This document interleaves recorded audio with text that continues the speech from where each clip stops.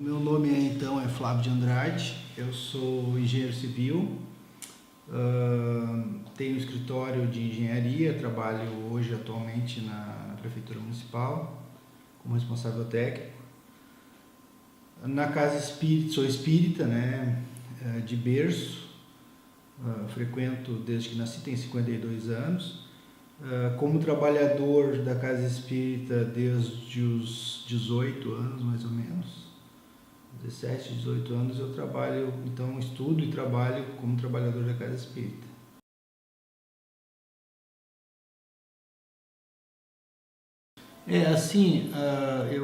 A priori, a gente faz uma analogia, né, em relação à escola. A gente nasce, na infância a gente somos matriculados na escola, né, para aprendermos, embora a gente sabe que isso não é uma unanimidade na Terra ainda, né, por causa das diferenças que existem no mundo, mas de uma forma genérica para que a gente possa explicar. Então a Terra para nós é uma escola. Na verdade ela tem outros aspectos que não só a escola, né? Também é um hospital, porque ainda somos criaturas doentes da alma. Serve também para nós como uma prisão, onde a gente tem que como é que eu vou dizer,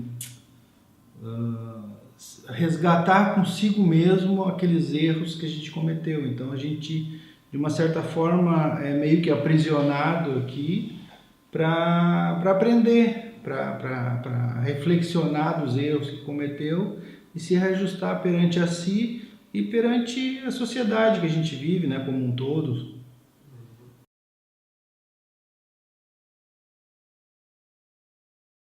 Allan Kardec, foi o codificador da doutrina espírita. A doutrina espírita, o primeiro livro, que é o chamado Livro dos Espíritos, que foi codificado por Kardec, ele faz essa pergunta aos espíritos superiores. E na questão 134 do Livro dos Espíritos, Kardec então pergunta o que é a alma. E a resposta, eu vou repetir o que está escrito no texto, né? A resposta é a seguinte: é um espírito encarnado. A alma é quando nós estamos encarnados, tem esse nome de alma. E aí na questão 134A, Kardec continua perguntando o que era a alma antes de unir-se ao corpo? Espírito. Então nós sabemos, pelos estudos da doutrina espírita, o que nós chamamos de alma é quando nós estamos reencarnados. Quando o espírito está reencarnado, a gente chama então de alma, né?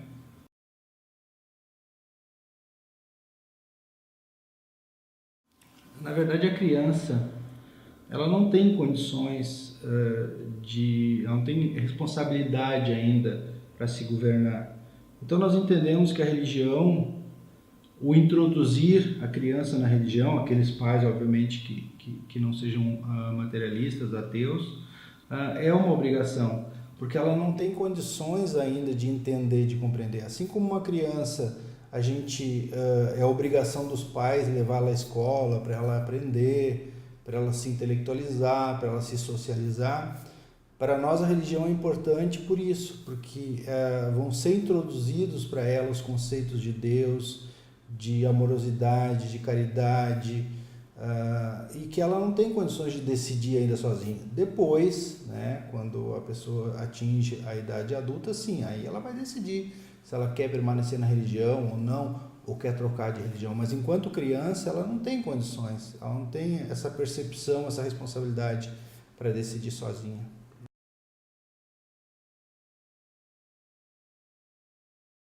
Na casa espírita nós percebemos pela demanda. Nós tínhamos talvez, assim, a nossa casa funciona 2 dias ao público, 2 dias por semana, segunda e quinta. Depois tem outros dias que tem os grupos de estudo. E nós percebemos que a casa, assim, cada dia que passa, ela está ficando pequena, né? No sentido da demanda de pessoas buscando, uns no sentido de se consolar, de buscar a consolação, que está enfrentando algum tipo de problema, outros simplesmente porque querem conhecer, querem estudar, querem entender, querem né? Todas essas perguntas que todo mundo tem, questões existenciais, o que nós somos, por que estamos aqui, de Deus e tudo mais, né? E também nos próprios grupos de estudo. Nós temos grupos de estudos na terça, na quarta e na quinta. E na segunda de tarde também. Então, assim, os grupos estão... Antes eram grupos de, às vezes, 5, 10 pessoas. Hoje nós temos grupos de 20, 25 pessoas cada grupo. Então, assim, pela demanda que a gente observa isso.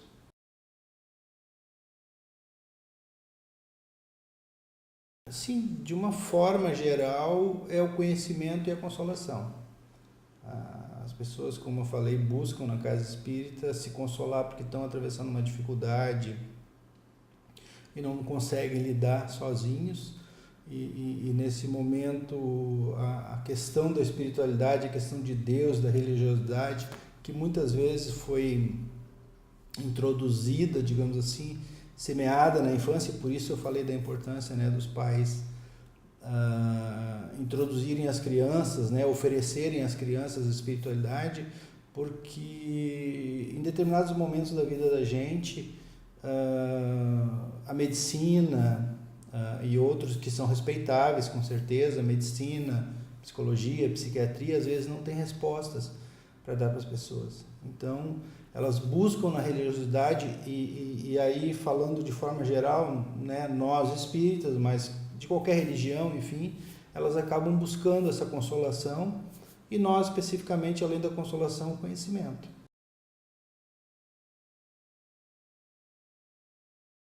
Na verdade, até às vezes no meio espírita, isso é um equívoco de que nós estamos aqui, que é um karma, né, o chamado karma, que é a gente está aqui para pagar alguma coisa. Na verdade, como eu disse na primeira pergunta, a Terra é uma grande escola. E numa escola a gente não está lá para sofrer, a gente está lá para aprender. As dificuldades que a gente enfrenta na vida são fruto das nossas escolhas, né? Se, por exemplo, né, se alguém que fumou uma vida toda desenvolve um câncer, por exemplo, isso é um karma? Isso é um castigo de Deus, entre aspas, porque o castigo não existe, né? Não, é resultado da escolha de cada um. Então, o objetivo da vida é aprender, se intelectualizar, desenvolver em si as questões morais, e aí com base nós, cristãos principalmente, né? Com base nos ensinamentos de Jesus. Esse é o grande objetivo da vida, e não sofrer. Sofrer é consequência das nossas escolhas, o sofrimento é consequência das nossas escolhas, e não um castigo de Deus imposto por alguém.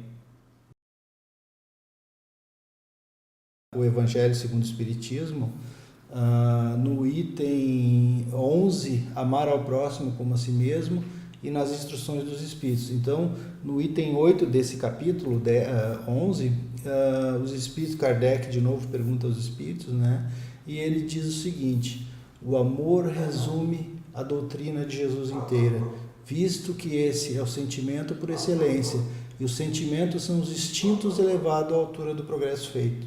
Então, a gente sabe na doutrina espírita, por conta de que a nossa origem é como espíritos simples e ignorantes, e o objetivo da reencarnação é vir galgando, como na escola, citando de novo o exemplo da escola, né, se elevando, né, à medida em que nós, por exemplo, estávamos lá nas cavernas, o que nós tínhamos basicamente? Eram instintos. Quando nós fomos reencarnando, evoluindo, nós começamos a desenvolver sentimentos, e esses sentimentos vão se transformando.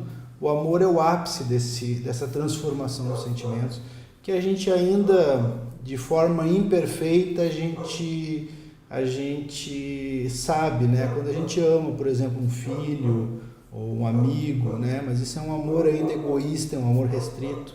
E o exemplo do amor maior foi aquele que Jesus, né, nos ensinou, que era amando a todos indistintamente. Tem um texto evangélico anotado em Mateus que fala, eu vou colocar aqui o que diz o texto, né? Os fariseus, tendo sabido que ele tinha feito calar a boca aos saduceus, reuniram-se, e um deles, que era doutor da lei, veio lhe fazer esta pergunta para o tentar, a Jesus, né? Mestre, qual é o maior mandamento da lei? E Jesus respondeu: amareis o Senhor vosso Deus de todo o vosso coração, de toda a vossa alma e de todo o vosso espírito. É o primeiro e maior mandamento. E eis o segundo, que semelhante àquele: amareis vosso próximo como a vós mesmos. E aí segue que o doutor da lei, para tentar, perguntou: mas quem é o meu próximo? E aí ele cita aquela parábola do bom samaritano. Ele diz que um homem, observa bem o que Jesus diz, como mesmo há 2000 anos dele ter dito, a gente não consegue alcançar a profundidade dos seus ensinamentos. Ele diz o seguinte na parábola: um homem descia de Jerusalém a Jericó e caiu nas mãos dos ladrões, que o roubaram, né, bateram nele, deixaram ele à margem do caminho. Acontece que depois passou por ali um religioso, né? Naquela época eram os levitas, das sinagogas, né? Passou um levita, passou de largo, que eram os chamados, que eram os homens religiosos daquela época. Depois passou um outro homem religioso e passou também de largo. E depois o terceiro, ele disse que passou um samaritano.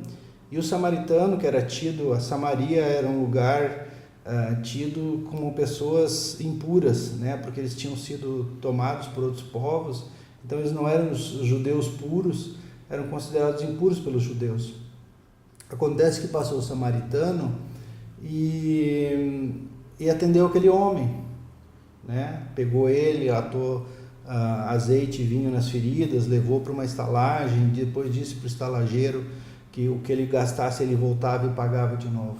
Observa que Jesus nomeia o samaritano, nomeia os homens religiosos, que era o levita e o outro, não, agora desculpa, não lembro o nome, mas era também um homem religioso, mas não nomeia o homem.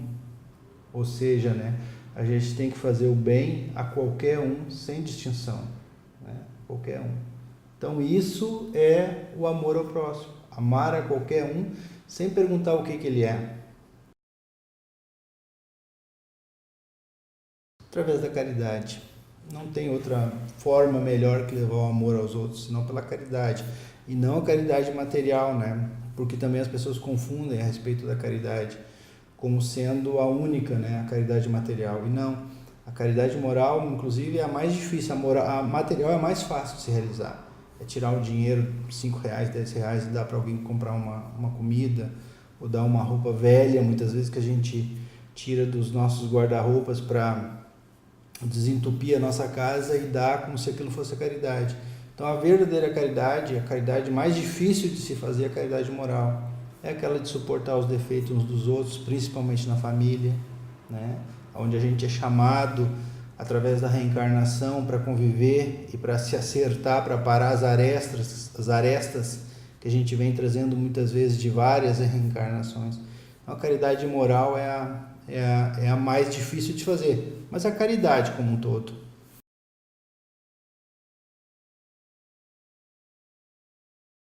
Por causa do egoísmo, né? A gente ainda é muito egoísta, a gente quer barganhar o amor. Eu te amo se tu me ama, eu te amo se tu me fazer feliz, se tu não me fazer feliz, eu não te amo. Então nós não aprendemos ainda o verdadeiro significado do amor. Nós somos muito egoístas. A gente quer barganhar o amor e o amor não se barganha, ou se ama ou não se ama. E de novo citando o exemplo de Jesus, né, que nos amou incondicionalmente.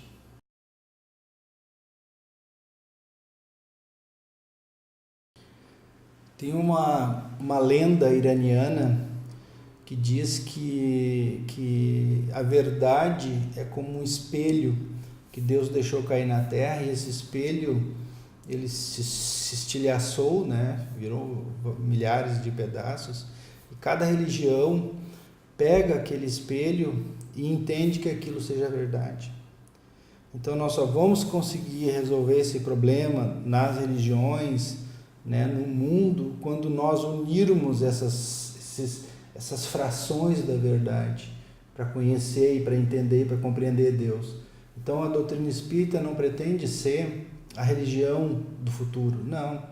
A doutrina espírita pretende ajudar com o conhecimento que nós possuímos da reencarnação, da mediunidade, né, com o nosso conhecimento, com a nossa fração da verdade, ajudar as outras religiões. Então, somente quando a gente realmente se unir, quando nós nos unirmos, a gente vai conseguir acabar com essa questão, né, que em nome de Deus se mata, se faz horrores por aí afora.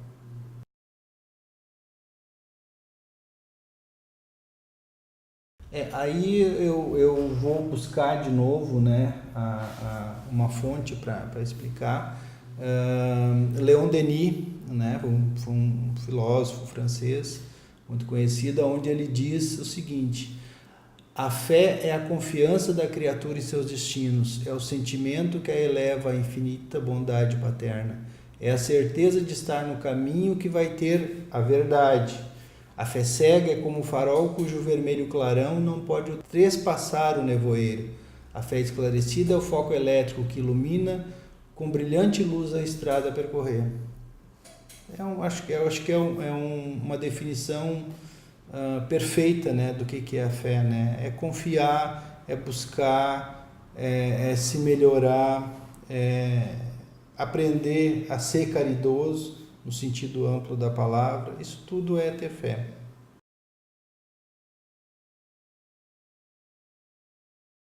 A própria pergunta, né, o que é Deus? Quando a gente pergunta o que é Deus, eu entendo que a gente coisifica Deus. E a gente sabe que Deus não é uma coisa, né? Até pela sua obra a gente sabe que não. Se nós perguntamos, veja bem a pergunta, e eu vou chegar, e tu vai entender depois aonde eu quero chegar. Quando tu pergunta então o que é Deus, tu coisifica Deus. Quando tu pergunta quem é Deus, tu personifica Deus, ou seja, tu transforma ele numa pessoa, que é aquela ideia que nós temos, né? De que Deus é o velhinho de barba que vive no céu. Agora, vê a pergunta primeira do Livro dos Espíritos, quando Kardec pergunta aos Espíritos superiores, a questão número 1 do Livro dos Espíritos, ele pergunta: que é Deus? Ele entende a magnitude de Deus, que nós ainda não conseguimos alcançar. E olha a resposta dos Espíritos: Deus é a inteligência suprema, causa primeira de todas as coisas. E aí depois ele continua perguntando, na questão número 3, ele pergunta: poder-se-ia dizer que Deus é o infinito? E os Espíritos respondem: definição incompleta, pobreza da linguagem humana, insuficiência para definir o que está acima da linguagem dos homens. E aí depois Kardec continua perguntando onde se pode encontrar a prova de Deus, né? Porque essa é uma questão assim: me prova que Deus existe. E aí de novo uma resposta muito boa, que ele diz assim, num axioma, eu não sei se tu sabe, é uma verdade verdadeira, uma verdade incontestável, né? Que aplicais às vossas ciências, não há efeito sem causa. Procurai a causa de tudo que não é obra do homem, e a vossa razão vos responderá. Então, como é que se prova a existência de Deus? Se eu te dissesse que isso aqui se fez sozinho, tu acreditaria? Sabe que não, né? Agora, se eu te disser que as árvores se fizeram sozinhas, que o infinito, que o universo, essa perfeição que é o universo, a Terra gira em torno do seu próprio eixo a cerca de 1.600 km por hora. Se ela girasse a 160 km por hora, e com isso a 1.600, nós temos 12 horas de dia e 12 horas de noite. Se ela girasse a 160 km por hora, nós teríamos 120 horas de dia e 120 horas de noite. Nada sobreviveria. A distância do Sol à Terra é de cerca de 150 milhões de quilômetros. Se o Sol tivesse um pouquinho para cá, mais próximo da Terra, não existiria nada aqui por causa do calor. Se o Sol estivesse um pouquinho para lá, de onde ele está, também não existiria aqui, porque seria um gelo, um frio, né? Isso é obra do acaso? Então procuremos o que não é obra do homem, é obra o que nós denominamos Deus, que é uma inteligência suprema, como diz a pergunta, né? Mas o que é mais importante, e aí também porque nós queremos sempre continuar perguntando, né? Kardec também quis continuar perguntando, né? Para ver se eu tinha uma resposta mais assim esclarecedora para ele, né? E aí ele pergunta assim, ó, na questão 14 do Livro dos Espíritos, ele diz assim, ó, Deus é um ser distinto, ou será, como opinam alguns, a resultante de todas as forças e de todas as inteligências do universo reunidas, né? Como se Deus fosse a soma de todas as inteligências. E eles respondem, se fosse assim, Deus não existiria, porquanto seria efeito e não a causa. Ele não pode ser ao mesmo tempo uma e outra. E aí a resposta que eu acho mais importante, Deus existe. Resposta dos Espíritos. Disso não podeis duvidar, e é o essencial. Crede-me, não vades mais além. Não vos percais num labirinto donde não lograríeis sair.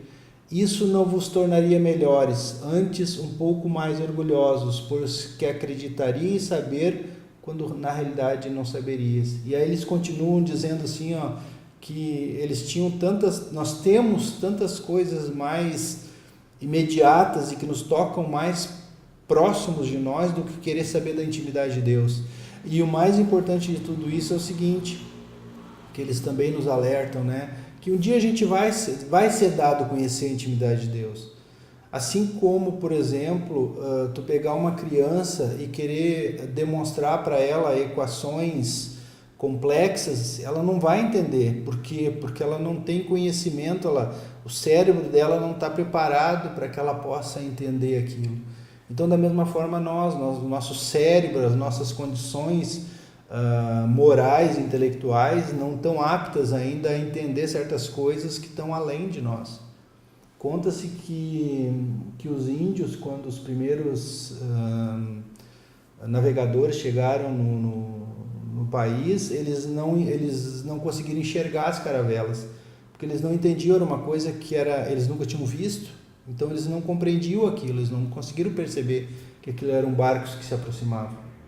Da mesma forma, nós não conseguimos compreender porque nós não temos termos de comparação. Então, isso é uma caminhada, uma evolução, até que a gente esteja realmente preparado em condições de compreender a intimidade de Deus.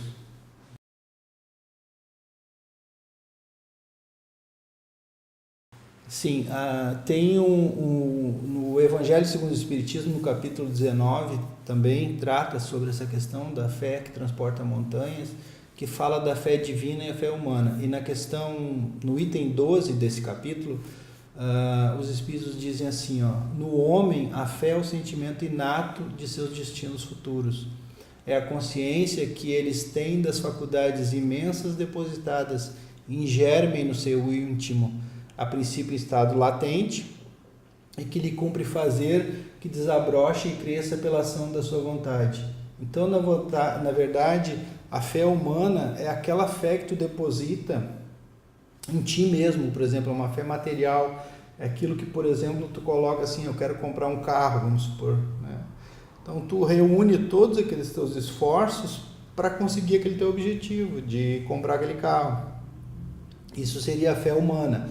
A fé divina é aquela onde tu pretende mais do que isso, né? Tu pretende aprender, né, sobre Deus, sobre o universo, sobre ti mesmo, sobre qual é o teu papel aqui, por que tu está aqui, qual é o objetivo da vida.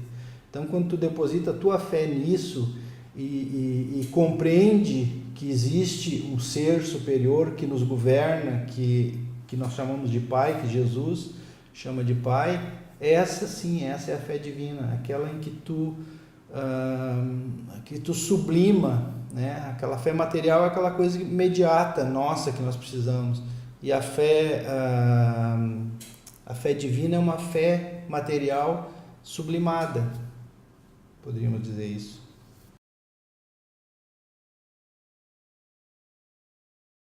No Livro dos Espíritos, na questão 658, Kardec também pergunta, né? A prece é agradável a Deus? E os Espíritos respondem, a prece é sempre agradável a Deus quando dita pelo coração.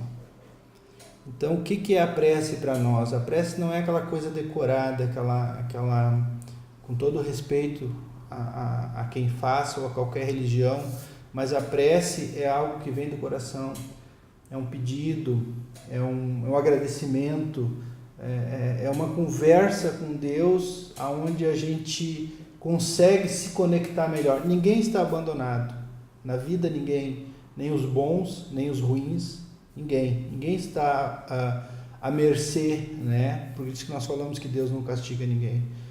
Agora, quando nós evoluímos, quando nós sublimamos os nossos sentimentos, né? Quanto mais nós sublimamos os nossos sentimentos e nós depositamos a nossa fé em Deus e através da prece nós nos conectamos com Ele, as nossas dificuldades que todos nós temos, a gente adquire uma força maior para superá-las e para atravessá-las dentro daquele conceito de que a escola, a Terra é uma escola, é um aprendizado. Quando, por exemplo, um professor aplica uma prova no aluno, aquilo é um castigo que ele está fazendo para o aluno. Às vezes até parece, né, que a prova é um castigo, mas não é. É uma forma, ou pelo menos é a forma que existe ainda, de aferição de conhecimento, para aferir qual o conhecimento que tu adquiriu. Então, da mesma coisa as nossas provações, né? Ou seja, algumas é para a gente se reequilibrar perante a nossa própria consciência, perante as nossas escolhas equivocadas, e outras simplesmente para nós desenvolver o nosso intelecto, desenvolver as nossas potencialidades.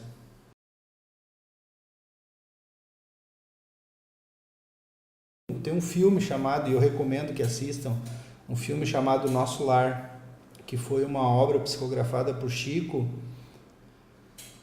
Foi em 1945, 44, 45 ele psicografou essa obra.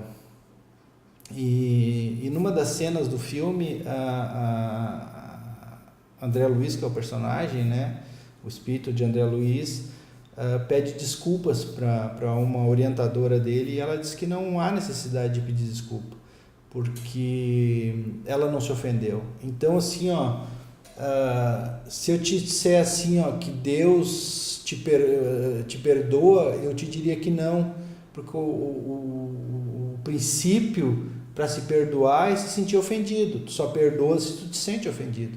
E não há nada, absolutamente nada que a gente faça que Deus se sinta ofendido. Então, por isso que a gente diz que Deus não perdoa. Então, como Ele não perdoa porque Ele não se sente ofendido, também não há castigo.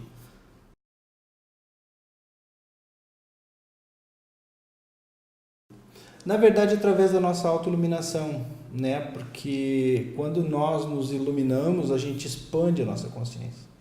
Quanto mais a gente cresce intelectualmente e moralmente, a gente vai compreendendo certas coisas, começando, digamos assim, a entrar nessa intimidade de Deus, a se conectar com Deus.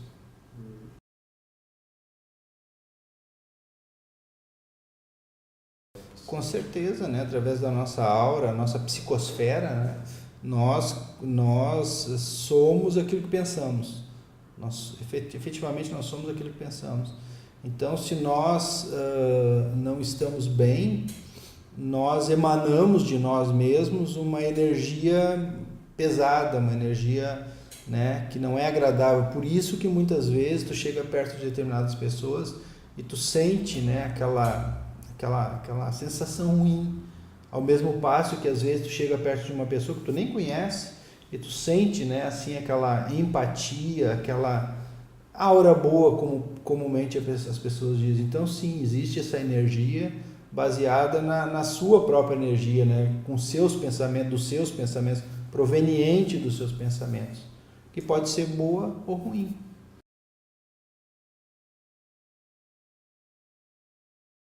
Existe gente sem fé, existe os materialistas, né? Os materialistas não acreditam em absolutamente nada, não acreditam em Deus. Mas eu vi uma entrevista do Dr. Lucchesi. O Dr. Lucchesi é diretor do Hospital da Santa Casa, em Porto Alegre, tem livros publicados, é conhecidíssimo cardiologista, tem livros publicados, se não me engano, A Pílula da Felicidade é um dos livros que ele tem publicado, e ele estava dizendo que em toda a experiência de vida dele, como médico, né, atendendo situações gravíssimas, e ele tinha muitos amigos materialistas. Ele disse que nenhum deles, no momento em que estavam ou numa situação muito difícil de doença, ou próximos até inclusive da morte, se mantiveram. Por quê? Porque o germen, a ideia de Deus, ela está na nossa consciência.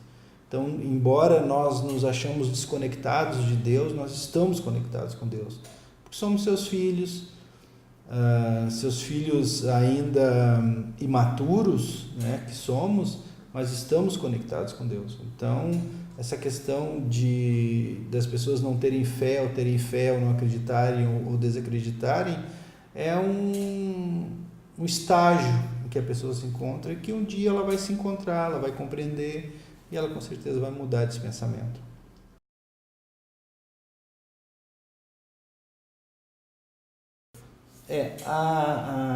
Na verdade, a questão de céu e inferno, assim, respondendo curto e grosso, ela está dentro de nós, essa concepção de céu e inferno.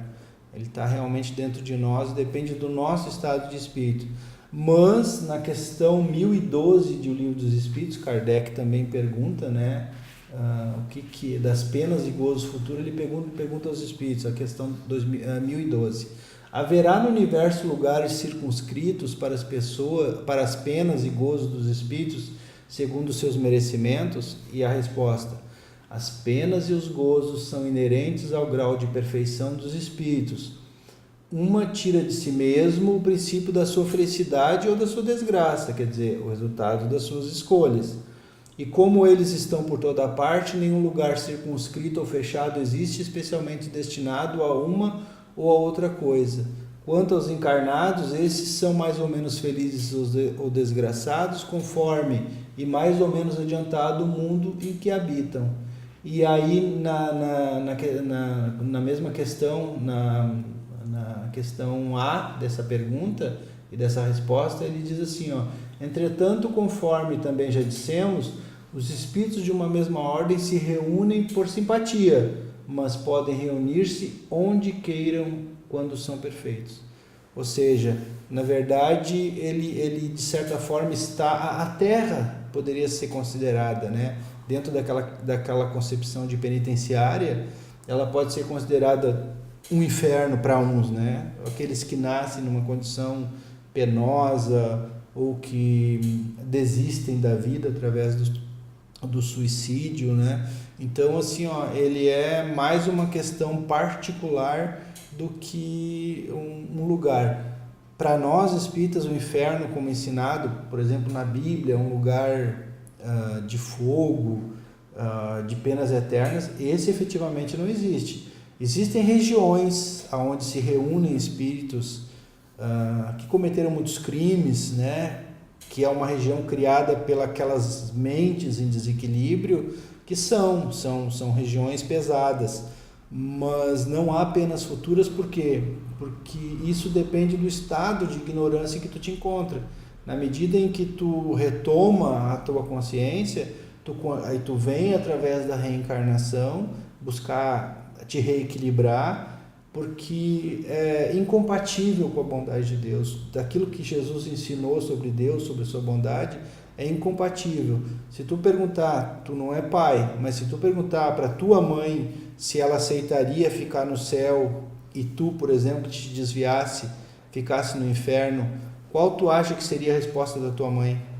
Ela preferiria ficar no céu sozinha ou no inferno contigo? Claro, porque o amor de mãe... Então, tu imagina se um amor de uma mãe que ainda é imperfeito, porque é egoísta, porque é por ti, né? Ela faria por ti, não faria pelo filho do outro. Tu imagina um pai infinitamente perfeito, que é compatível com o amor que Jesus nos ensinou sobre o Deus. Então, não existe o inferno no sentido eterno, existe momentos de dor e sofrimento, resultado das nossas escolhas, mas à medida que a gente desperta, a gente continua a caminhada para essa autoiluminação que todos nós buscamos.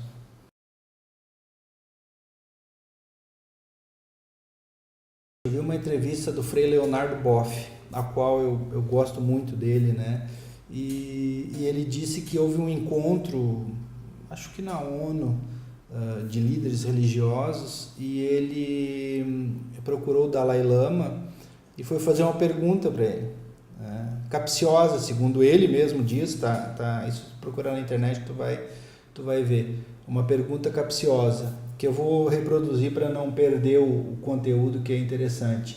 Então, diz o Leonardo Boff: no intervalo de uma mesa redonda sobre religião e paz entre os povos, na qual ambos, eu e o Dalai Lama, participávamos, eu, maliciosamente, mas também com interesse teológico, lhe perguntei em meu inglês capenga. E aí ele pergunta em inglês, que diz o seguinte: santidade, qual é a melhor religião? E aí o Dalai Lama responde: a melhor religião é a que mais te aproxima de Deus e do infinito. É aquela que te faz melhor. Para sair da perplexidade diante de tão sábia resposta, voltei a perguntar, segundo o Frei. O que me faz melhor? Respondeu ele. Aquilo que te faz mais compassivo, aquilo que te faz mais sensível, mais desapegado, mais amoroso, mais humanitário, mais responsável, mais ético. A religião que conseguir fazer isso de ti é a melhor religião, disse o Dalai Lama. Então, como eu disse, não há uma melhor religião, cada um de nós possuímos uma fração da verdade. O que acontece é que as pessoas utilizam, né, do fanatismo, daquela fé cega, aquela fé que não raciocina, e acaba cometendo, né, ou por aspiração de poder, essas atrocidades que nós vemos, né, em nome de Allah, né, como alguns muçulmanos, e não são todos. Eu vi uma entrevista outro dia também falando a respeito dessa guerra religiosa que eles chamam, que não é esse significado, né, o significado que esses extremistas dizem, que está lá no Alcorão, não é essa, não é esse o sentido de uma guerra religiosa. Então é um fanatismo. Então a melhor religião é aquela que te torna um homem melhor.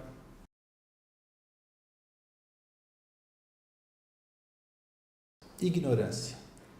Ignorância, e não a ignorância naquele sentido vulgar, né, de aquela criatura turrona, coisa assim.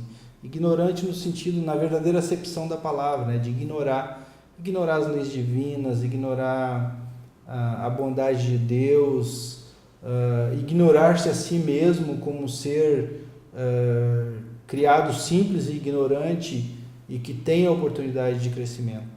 É a ignorância que nos faz usar o nome de Deus e ficar julgando os outros.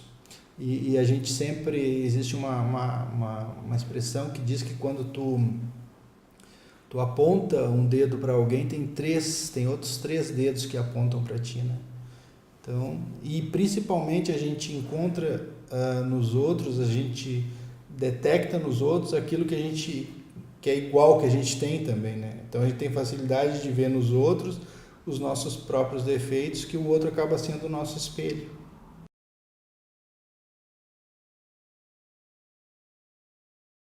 É de buscar a verdade. Eu acho que essa é a ligação, porque nem todas as religiões são cristãs, né? E é a busca num ser superior, a buscar num ser superior o conhecimento da vida. Eu acho que isso que é o que todas, na verdade, têm em comum.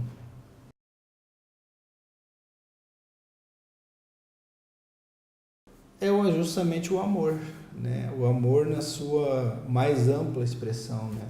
Amar ao próximo como a si mesmo, não julgar, é sabendo amar o que a gente não sabe. Que a gente ainda é egoísta, isso sim, mas amar a gente não sabe. A respeito do amor, tem uma outra lenda que conta que um jovem queria que alguns sábios explicassem nos seus livros sagrados o que era o amor. Mas ele queria que eles explicassem nesse livro sagrado no tempo que ele conseguisse ficar num pé só e eles explicassem o que é o amor. Aí ele foi num líder religioso, ele disse: não tem como eu explicar todo o meu livro sagrado, o que é o amor, porque é muito extenso, né? Aí ali ele foi e procurou outro, que disse a mesma coisa. Não tem como. O tempo que tu aguente ficar num pé só, te explicar todo o que é o amor contido no livro. Aí ele chegou no terceiro e perguntou, diz ele assim, parou um pouco, pensou e disse, não, pode, te coloca na posição, então, de ficar num pé só. Aí ele ficou. Quando ele ficou, ele disse assim, ama. Aí ele perguntou, como assim? Tudo que está escrito nesse livro aí pode ser exemplificado por essa palavra, amar? Diz ele, sim. O resto é tudo ensinando como fazê-lo. Então, todas as religiões, né? A base de todas as religiões é o amor. O que está contido nos livros sagrados, na Torá, no Alcorão, na Bíblia, no Evangelho, é ensinando como amar.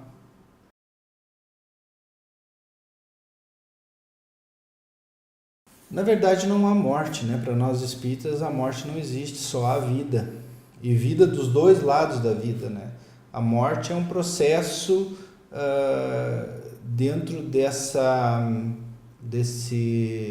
escola em que nós vivemos, uma forma que Deus, né, criou para nos matricular, por exemplo, na Terra. Então nós estamos no internato, nós estamos na Terra como se fôssemos no internato, e quando termina o ano escolar a gente volta para casa, porque para nós a nossa verdadeira casa é no mundo espiritual. Nós somos originários do mundo espiritual. A reencarnação, estar reencarnado, é uma forma de aprendizado que não significa a morte como fim, e sim uma mudança de estado.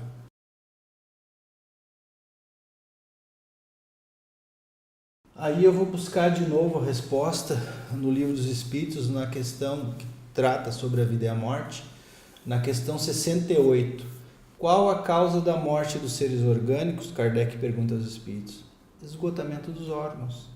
O nosso corpo é uma máquina que tem um tempo médio aí de, 80, 90, 100 anos, né? E quando se esgota, quando é uma morte natural. E depois completa, né? Poder-se-ia comparar a morte à cessação do movimento de uma máquina desorganizada? Sim, se a máquina está mal montada, cessa o movimento. Se o corpo está enfermo, a vida se extingue. E aí ele pergunta na questão 149, o que sucede à alma no instante da morte? E aí tem um vídeo que eu recomendo também, que ele é um vídeo, né, feito por uma equipe, eu não sei quem é, que mostra bem certo, bem direitinho assim como é que é o processo, não generalizando obviamente, né, que chama-se A Morte de Dimas. É um vídeo que ele mostra como é que é o processo de desencarne na visão espírita, né, de acordo com toda a literatura que nós temos. Então, na questão 149 do Livro do Espírito, ele pergunta: o que sucede à alma no instante da morte? Volta a ser espírito, isto é, volve ao mundo dos espíritos, de onde se apartarem momentaneamente.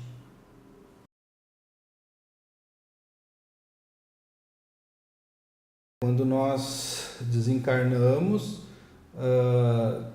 dependendo sempre das nossas escolhas, né, daquilo que a gente faz, das escolhas que a gente faz na vida, a gente vai encontrar depois da morte, por exemplo, né, a questão do suicídio é muito, que as estatísticas demonstram que é muito grande no mundo todo.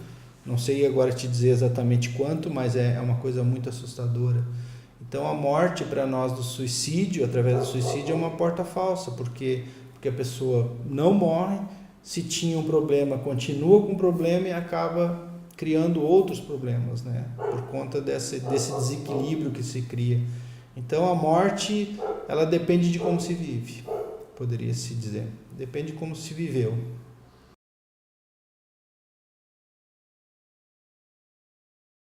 Não há castigo, não há karma nesse sentido de pagar. Existe o reequilíbrio da sua consciência e das leis divinas. As nossas leis, como a gente tem visto, principalmente agora, né, e outros tempos, mas agora ainda é muito imperfeita a lei humana. A lei de Deus não. Ou seja, cada um colhe aquilo que plantou.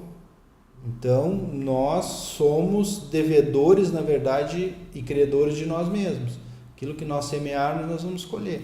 Então, ninguém foi criado para sofrer, absolutamente. As ocorrências de sofrimento é um mecanismo da bondade de Deus.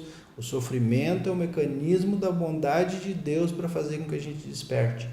Porque se nós não despertamos pelo amor, porque nós temos a opção de despertar pelo amor, se nós não despertamos pelo amor, a gente acaba sofrendo por causa das nossas escolhas, e aí pela bondade de Deus a gente acaba em algum momento despertando.